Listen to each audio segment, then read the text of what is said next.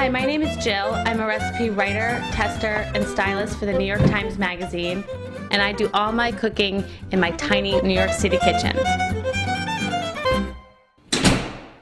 So it's barbecue season, and if you're like me and don't have a grill and don't have any outdoor space, barbecuing can be a bit of a challenge. But there is a solution, and using Sam Sifton's recipe from the New York Times Magazine that was adapted from Kenny Callahan at Blue Smoke in Manhattan, it's Texas-style beef ribs, no sauce, just a rub, slow, low cooking for a long time, 7 hours total. So I'm gonna show you how to make beef ribs in your own apartment. Here are the ribs. There are about 6 ribs on each rack. We are going to make a rub. Texas-style barbecue is not about sauce, it's about a rub. The first thing you need to do is you need to crack these black peppers. So this is a little trick. You put it in a pan like this, and then you get a smaller pan, like, whew, and you're just gonna press down. If you do it on the cutting board, it's not a hard enough surface to really crack it.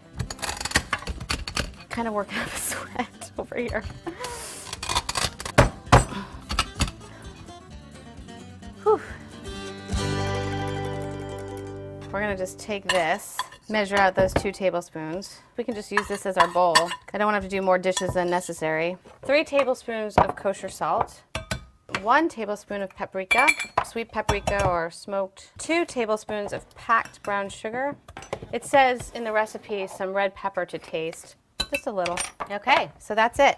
Then you just take a fork and just smash the brown sugar like this so that all those little bumps are gone. Then all you do is you're gonna take this rub and rub it all over the ribs. Take out another sheet pan here. Take this gorgeous rub and just sprinkle it all over. You can buy rubs at the store, but why would you when you can make them at home that quickly? You want to make sure that you then do the next side. Oh dear, I forgot to do something. Ribs always have a membrane. I didn't realize it until I flipped it over and I forgot. But they have a membrane that you want to remove. Basically, you can just slide a little knife under and you'll see it. You'll see it comes right up. You can just kind of pull away at it. All ribs have this, baby backs have it, but on a beef rib I'd remove it because it's really thick. And you want that smoke to be able to permeate your meat. All right, so we're gonna finish rubbing this rub. Meat is ready. Let me clean up. So the difference between this recipe and Sam Sifton's recipe is that this recipe we're going to be using a stovetop smoker instead of an outdoor charcoal grill. There are stovetop smokers out there on the market. What it is essentially a pan with a lid, and inside a drip tray and a rack to hold the meat or whatever you want to smoke. They often come with these finely ground chips. There's hickory, oak, we have alder, and cherry wood. There's another way to do it too, and this is kind of exciting. Most people, a lot of people have woks. A wok is just as good of a smoker as that stovetop smoker. This is how you make it. You have to get some of these racks, ideally circular so that they fit nicely into the wok like this. And then I'm gonna take some heavy foil and pull a really long sheet out. Don't be skimpy with the foil. And you're gonna lay it like this so that there's quite a lip. You want it to really cover. And one more piece of foil going the other way. So this is to prevent the burning. It's also to create some height here so that we can contain the smoke in here. Next thing we're gonna do is create a drip pan. The meat is going to drip grease on your chips, and you don't want that to happen. Like so. Okay. Thank you. Thank you. 1/4 of a cup of the wood chips are gonna go on the bottom, like that. Then you're gonna put your drip pan over it. Next, you're gonna take this, make sure it's all the way to the bottom. Then you're gonna take the other and set that in. And then you're gonna cover it with one more piece of foil and place the lid on top. And you have a smoker. Homemade, giant smoker. Because this piece of meat is not going to fit on that smoker, we have to cut it in half, like that. Here's the smoker. On the first rack, we'll go the smaller of the rib. This on top of here, and like that. Meat side up. Awesome.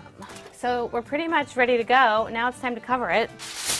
You want to make it kind of like a tent so that the smoke can kind of run around it. The tighter you make this, the less smoke will permeate your house. Okay, say goodbye to your ribs for about an hour and a half. Time to smoke. Turn on the heat to high. So at this point, I'm starting to smell the smoke. So now I'm gonna just lower it a little bit, medium heat. So now we're just gonna let it go for as long as we possibly can.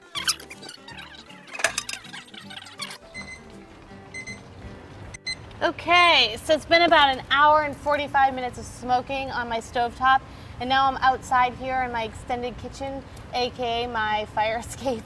Don't tell my landlord. The reason I'm out here is because it's really smoky in there, and I don't feel like I'm having to de-smoke my house all evening. So, crossing my fingers, but these look good. Woo! Yes, they do. It's pretty amazing. Whoa! See, who said you can't smoke barbecue in a tiny kitchen? And now we're gonna transfer it to the sheet pan and then move it to the oven for 5 hours. Gorgeous. This is a mess. I'm gonna let it cool down. That's why we have the foil. All right, to the oven.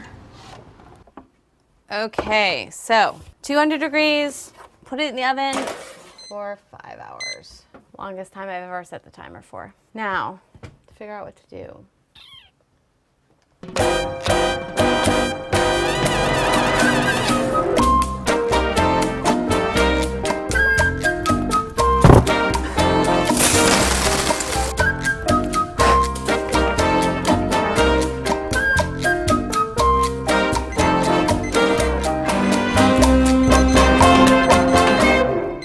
Done.